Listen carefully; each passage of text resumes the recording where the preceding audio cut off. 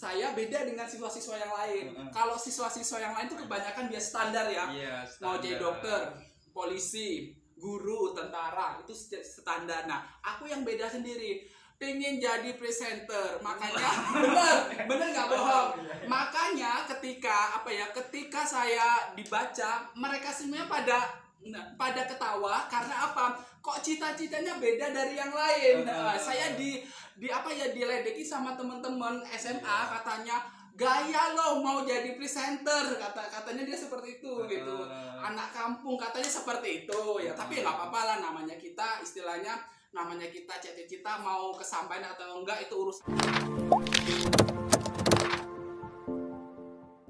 Assalamualaikum warahmatullahi wabarakatuh. Kembali lagi di channel kita, yaitu Jariku Omong Kosong. Baiklah teman-teman, terima kasih atas subscribe, likes, dan komennya. Semoga kita semua dalam lindungannya Allah diberikan kesehatan serta rezeki yang berlimpah. Baiklah, pada hari ini kita mau ngobrol bareng nih sama Mas Heri. Mas Heri ini pokoknya seru deh orangnya, itu bikin ketawa. Kita langsung saja ini Mas Heri, kita kenal-kenal, kita tanya kesehariannya. Baik, kita ngobrol bareng sama Mas Heri ya. Saksikan terus ya, jangan kemana-mana. Nah, ini adalah Mas Heri. Mas Heri ini pokoknya orangnya itu wah, pokoknya seru dilihat-lihat ya. Iya. Lihat. Jadi kita mau ngobrol-ngobrol bareng nih sama Mas Heri. Nah, coba perkenalkan ini Mas sama teman-teman di rumah ini. Oke, buat teman-teman semuanya yang ada di seluruh Nusantara, mudah-mudahan banyak yang like, banyak yang lihat ya. Amin. Perkenalkan, nama saya Mas Heri, tapi kalau nama panggungnya Mas Heri Chandra. Ya.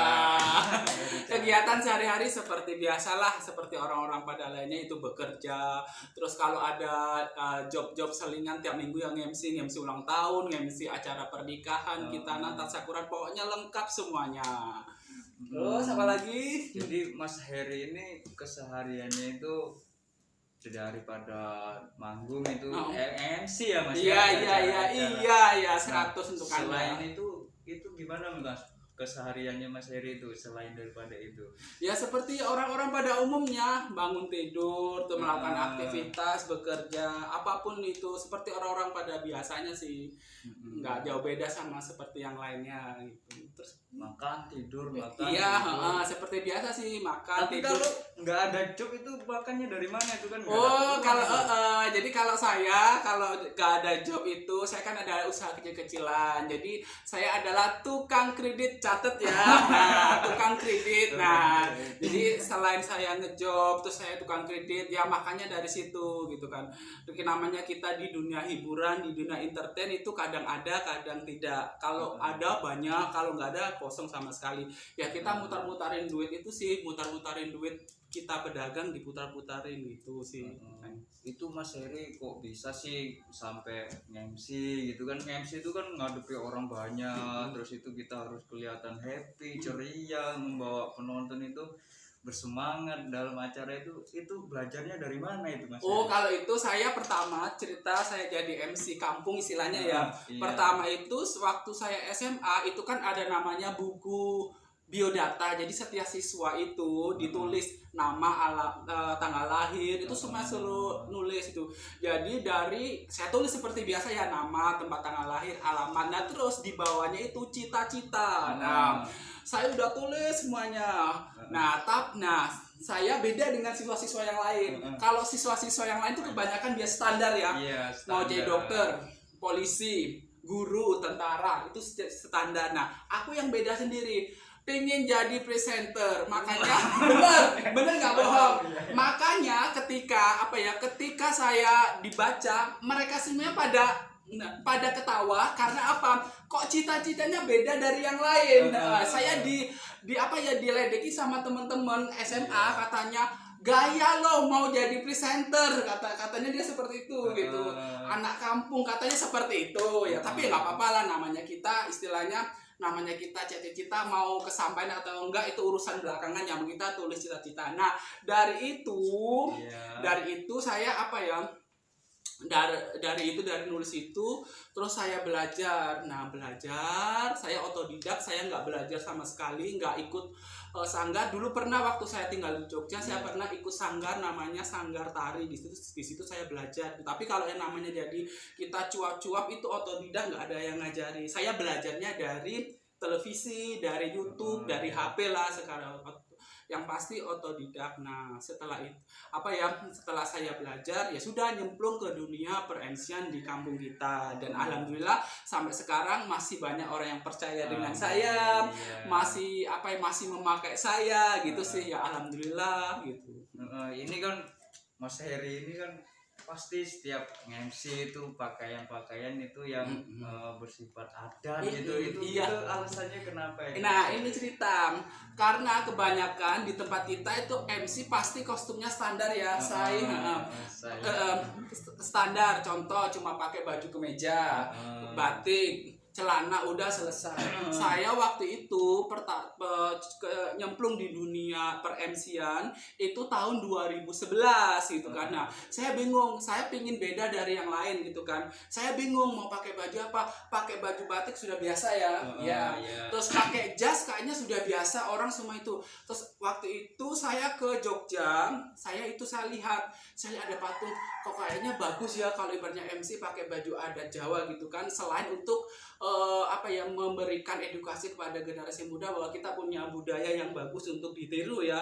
Nah, terus saya memutuskan untuk pakai baju adat Jawa. Mulanya dari situ, ingin tampil beda dengan yang lain, ingin memberikan kesan tersendiri untuk penikmat, penonton, terus yang ketiga untuk melestarikan budaya. Karena apa? Kalau bukan kita, siapa lagi akan melestarikan budaya kita gitu.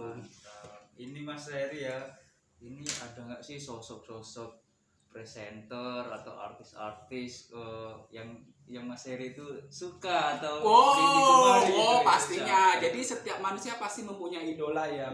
Kalau saya ditanya siapa sih idola kamu gitu kan, kalau dari dunia entertain, dari dunia hiburan, kalau saya idola itu ada 5 sampai sekarang, dari dulu sampai sekarang ada 5. Apa Pertama, kalau dari penyanyi dangdut, saya mengidolkan sang ratu Inul Daratista, catet ya.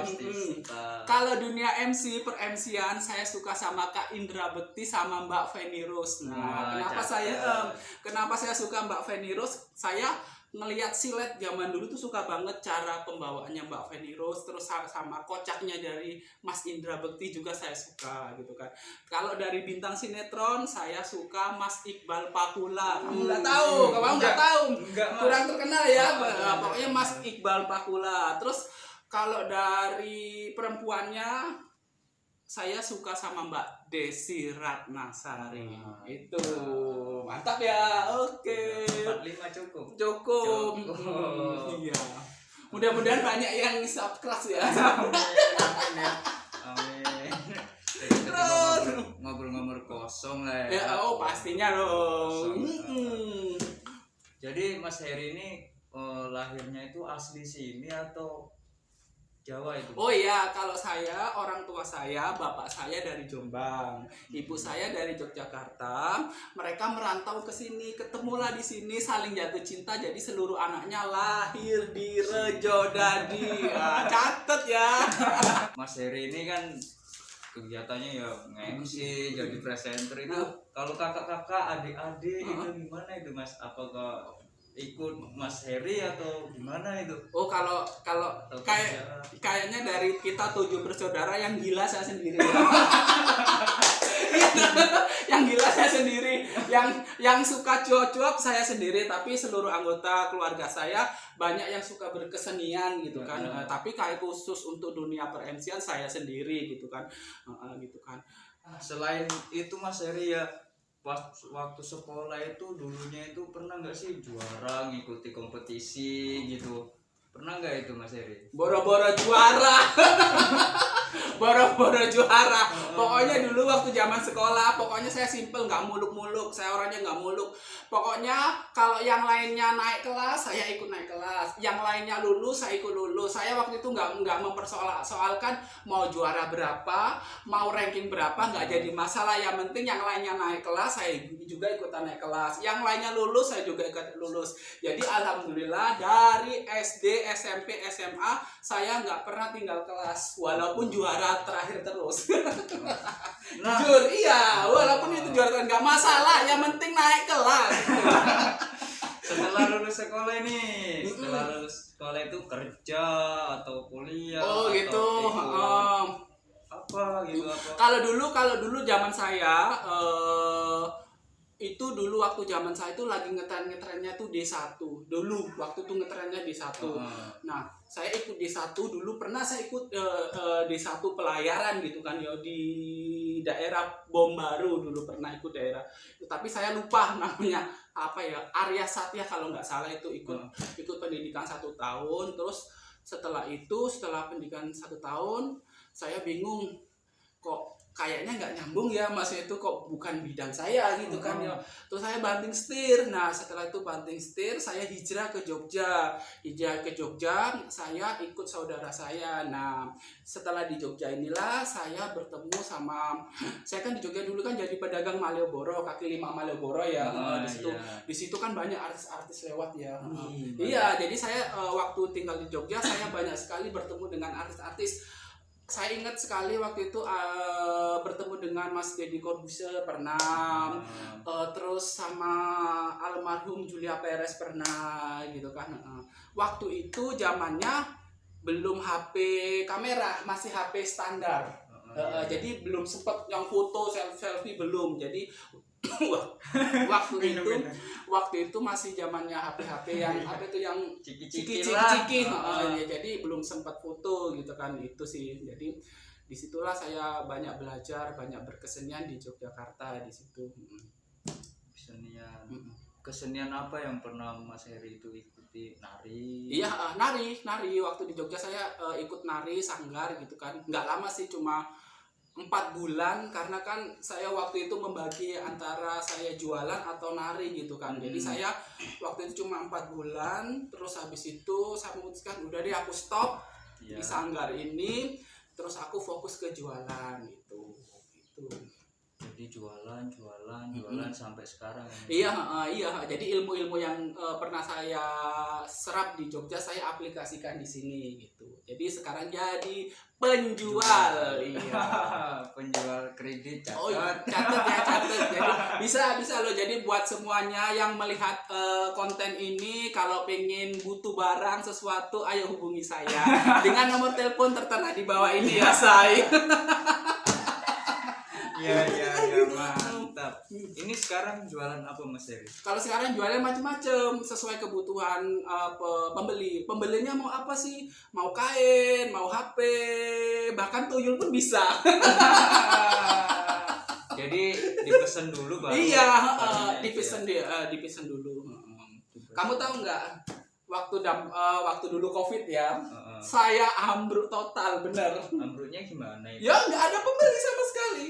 Waktu pas Lebaran tahun awal, waktu pas Corona tahun 2000 itu ya, saya itu nggak ada pembeli. Beneran ada pembeli cuma 3 kalau nggak salah. Biasanya kan sebelum Corona itu kan pembeli banyak ya, yang pesen ini namanya mau menyambut Idul Fitri pasti euforia, peminatnya banyak. Nah waktu Corona itu cuma 3 yang pesen. Di situ saya istilahnya hampir bangkrut lah istilahnya. Bener hampir bangkrut waktu itu kan. Tapi ya semua badai pasti berlalu ya, kita catat ya, badai pasti berlalu. Mudah-mudahan kedepannya kita semuanya bisa bangkit kembali, normal kembali situasinya, agar kita bisa kembali beraktivitas yang normal, sehingga kita mau ngapa-ngapain juga mudah. Oke, teman-teman di rumah, ya mungkin di kehidupan ini ya susah-susah gampang lah untuk menjalani kehidupan lah ya.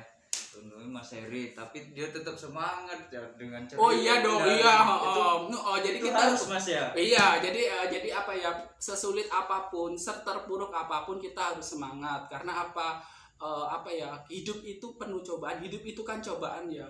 Cobaan apapun harus kita hadapi, jangan kita hindari, harus hadapi. Karena apa? Prinsip saya satu ya.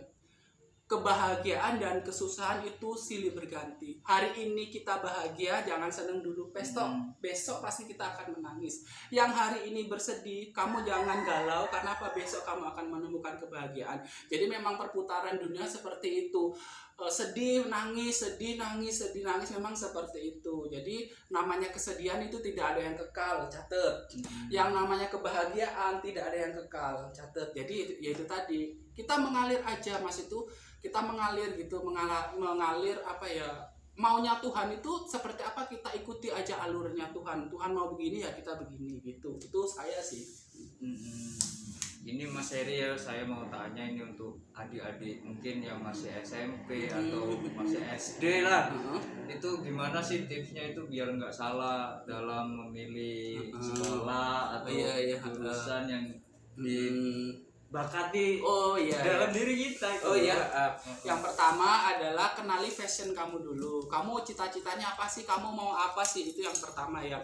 Kalau ibaratnya kamu, aku suka jahit, aku suka tata boga gitu. Kamu larinya ke SMK gitu kan. Istilahnya kok, aku kayaknya aku suka loh sama motor, ganti-ganti oli gitu. Kamu larinya ke STM gitu kan. Terus, aku kayaknya suka sains, aku suka antariksa. Ya udah kamu masuk SMA gitu, jurusan IPA. Pokoknya kalau adik-adik semuanya ingin sukses, ikutilah apa kata hati. Ingat ya, kata hati itu tidak bohong, kata hati itu benar gitu kan.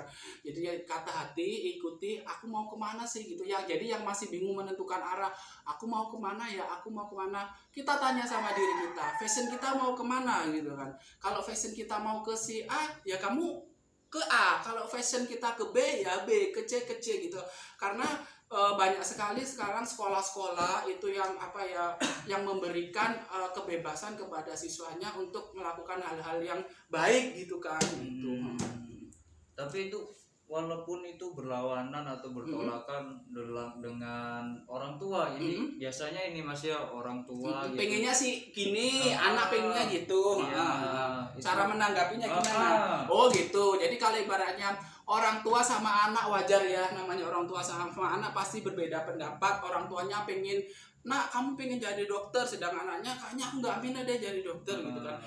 Jadi cari jalan tengahnya. Si anak harus kasih pengertian sama orang tua gitu kan. Mas itu aku pengennya ke sini, saya nggak bakat ke sini gitu. Jadi komunikasi. Jadi orang tua sama anak itu komunikasi penting. Karena apa? Kalau nggak ada komunikasi tidak ada jalan keluarnya. Jadi harus komunikasi penting itu tadi sih. Kalau aku sih sarannya kalau ibaratnya antara perbedaan orang tua dan anak, komunikasi. Ngomong dari hati ke hati gitu kan. Aku yakin kalau ngomong dari hati ke hati, semua permasalahan akan terselesaikan. Itu tipsnya ya untuk teman-teman di rumah ya. Biar nantinya itu nggak ada penyesalan gitu pas kita jalan itu. Loh kok gini jalannya. Itu biasanya itu Mas ya. Iya. Tapi itu Maggie, tapi ini jurusan yang kita pilih itu kadang-kadang berawalan dengan profesi kita. Contohnya aku sarjana hukum, kan seharusnya kerjanya jadi advokat. Pas itu ibaratnya tuh menangani masalah-masalah hukum. Ternyata aku jadi ini gitu kan. Jadi kadang-kadang jurusan juga tidak menentukan kita jadi itu sih sebenarnya di zaman sekarang. Banyak loh istilahnya kita jurusan ibaratnya jurusan akuntansi, larinya kita jadi petani, ada kan? Banyak sekali. Jadi istilahnya jurusan itu tidak jadi patokan gitu. Jurusan itu tidak jadi patokan. Sekarang gini, kita ganti topik ya. Topiknya kita banyak ya ngomong ketemu sama si anak muda ini, sudah masih muda. jadi ketua organisasi. Dia pokoknya banyak sekali kegiatan-kegiatannya. Nah, kita beralih ke topik lain. Namun sebelumnya kita ikuti pesan-pesan berikut ini. Jangan kemana-mana, kita kembali sesaat lagi, tetaplah bersama kami.